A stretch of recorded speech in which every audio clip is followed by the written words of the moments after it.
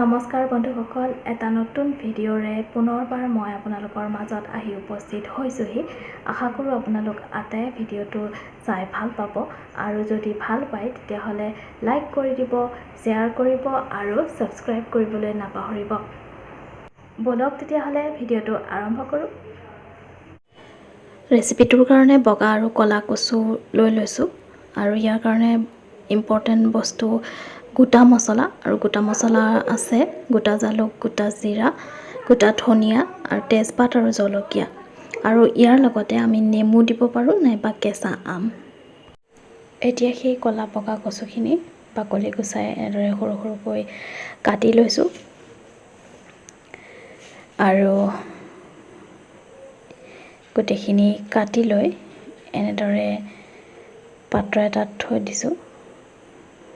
থৈ আমাৰ যিকেইটা আম আছিলে সেই আমকেইটা বৰ বেছি ডাঙৰ নহয়, কিন্তু খাবলৈ হৈছে, আৰু সেই ইয়াত দিবৰ কাৰণে লৈ আহিলোঁ। আপোনালোকে আম নাপালে নেমু দি দিব। আৰু ইয়াত সেই গোটা মছলাখিনি জালুক, জিৰা আৰু ধনিয়া গুটি, তেজপাত আৰু জলকীয়াখিনি মই এনেকৈ উলিয়াই লৈছোঁ, কাৰণ সেইখিনি খুন্দিব লাগিব। আৰু জলকীয়াখিনি যিহেতু নালাগে আৰু তেজপাতখিনিও নালাগে, সেইটো আমি গোটা মছলাখিনি মিক্সিত ধুনীয়াকৈ খুন্দি ল'ম। এয়া অকণ গোটা হৈ থাকিলেও একো নাই, কাৰণ গোটা গোটা হৈ থাকিলেহে ইয়াৰ আচল সোৱাদটো পোৱা যায়। এনেদৰে প্লেট এখনত উলিয়াই একাষৰীয়াকৈ থৈ দিম। এয়া দেখিছে, ধুনীয়াকৈ আপোনালোকে মিক্সিত নহ'লে পটাটো খুন্দি ল'ব পাৰে। এনেদৰে অকণ গোটা গোটাকৈ আমি ইয়াৰ পিছতে যিকেইটা আম আছে সেই আমকেইটা আমি গুচাই ল'ম। এয়া আম গুচাই ল'লোঁ আৰু ধুই ল'লোঁ। আমখিনি এনেদৰে সৰু সৰুকৈ কুটি ল'লোঁ। কুটি আমি যিটো মিক্সিত মছলা খুন্দিছিলোঁ সেই তাতে দি, আৰু তাতে জলকীয়া নিজৰ সোৱাদ অনুসৰি যিয়ে যিমান জ্বলা খায় তেনেদৰে দি ল'ব। এনেদৰে পেষ্ট কৰি ল'লোঁ। আৰু এটা ডাঙৰ পিঁয়াজ লৈ লৈছোঁ আৰু অকণ সৰহকৈ নহৰু লৈ লৈছোঁ, আৰু এইখিনি গুচাই আধা পিঁয়াজ থৈ দিছোঁ, কাৰণ এইখিনি মিহি মিহিকৈ কুটি আমি তেলত ফ্ৰাই কৰিব লাগিব। আৰু এনেদৰে এইখিনি মিক্সিত লৈ পেষ্ট কৰি ল'লোঁ। এয়া আমাৰ নহৰু আৰু পিঁয়াজৰ পেষ্ট।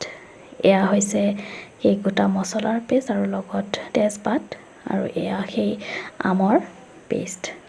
এটা কেৰাহীত তেল দিলোঁ, গৰম হোৱাত তেজপাত দি দিছোঁ, আৰু অকণ সৰহকৈ তেল ল'ব, কাৰণ তেল বেছি হ'লে ভাল কচুত। আৰু তেলখিনি গৰম হোৱাতে দি দিলোঁ তাতে পিঁয়াজখিনি, আৰু পিঁয়াজখিনি ৰঙচুৱা হোৱালৈকে ভাজি থাকিম।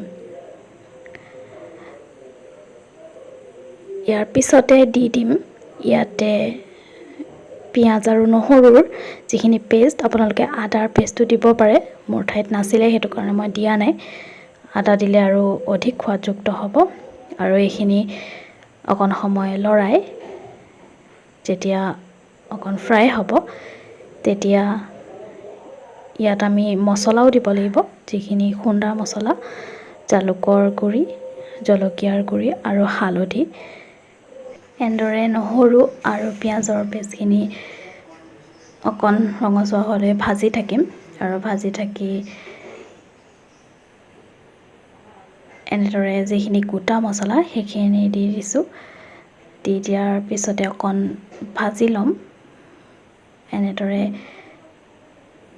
ভাজি অকণ ৰঙচুৱা হোৱাৰ পিছত ইয়াত দি দিম সেই আমি খুন্দি লোৱা যিখিনি গুড়ি মছলা, আগতেই খুন্দা সেই গুড়ি মছলাখিনি দি দিছোঁ। এনেদৰে ইয়াত কোনো পানী ব্যৱহাৰ নকৰোঁ, কিয়নো কচুত পানী থাকেই, গতিকে পানী তাৰ পৰাই ওলাব। আৰু ইয়াৰ পিছত এনেদৰে হোৱাৰ লগে লগে ইয়াত দি দিছোঁ কচুখিনি, আৰু কচুখিনি অকণ সময় লৰাই ইয়াত ঢাকন লগাই দিছোঁ। আৰু সোৱাদ অনুসৰি নিমখ দি দিছোঁ। এনেদৰে খাবলৈ খুব টেষ্টি হয়। আপোনালোকে এবাৰ ট্ৰাই কৰি চাব, বহুত ধুনীয়া লাগে। বহুতেতো খাইছেই। এনেদৰে ঢাকোন লগাই দিছোঁ আৰু এয়া লাহে লাহে হৈ আহিছেই। কচু গলিবলৈ আৰম্ভ কৰিছে। অকণ গলিলে এনেদৰে হেতাখনেৰে ভাগি ভাগি দিব। এয়া কচু হৈছে প্ৰায়। তাৰপিছত দি দিম অকণ যেতিয়া হ'ব তেতিয়াহে আমি যিকেইটা আমৰ পেষ্ট সেইখিনি দি দিম, কিয়নো এইখিনি বৰ সিজাৰ দৰকাৰ নাই, অকণ হ'লেই হৈ যাব। তথাপি এইখিনি অকণমান সিজিব দিম, প্ৰায় 15 মিনিটমান সময়। এনেদৰে লৰাই দি এয়া দেখিছে ধুনীয়া ৰংটো চেঞ্জ হৈ গৈছে। যেতিয়া টেঙা দিয়ে তেতিয়া ৰংটো অকণমান সলনি হৈ যায়। এয়া ৰেডি হৈ গ'ল আমাৰ কচু। ক'লা কচু আৰু বগা কচুৰ থোৰা বা ঠাৰি, কোনো ঠাই ভেদে নাম বেলেগ হয়। আৰু এনেদৰে সুন্দৰকৈ সজাই পৰিৱেশন কৰিব। খুব ধুনীয়া লাগে, টেষ্টি হয়। ধন্যবাদ।